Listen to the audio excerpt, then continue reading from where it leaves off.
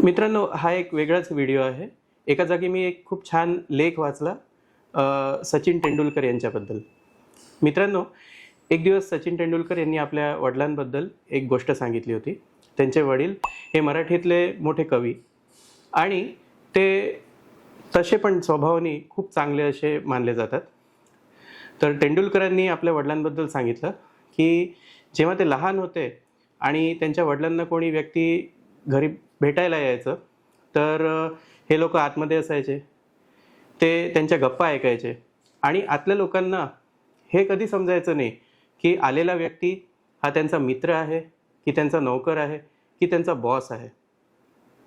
सांगायचा अर्थ असा, की तेंडुलकरांचे वडील हे स्वभावाने इतके चांगले होते, की त्यांना भेटायला व्यक्ती कोणत्या पण पातळीचा असो, ते त्याच्याशी तेवढ्याच रिस्पेक्टफुली वर्तन करायचे, तेवढ्याच रिस्पेक्टफुली त्यांच्यासोबत बोलायचे. तर ही खूप एक छान शिकण्यासारखी गोष्ट आहे, की दुसऱ्या व्यक्तीबद्दल आपण नेहमी रिस्पेक्टफुली वागलं पाहिजे. धन्यवाद.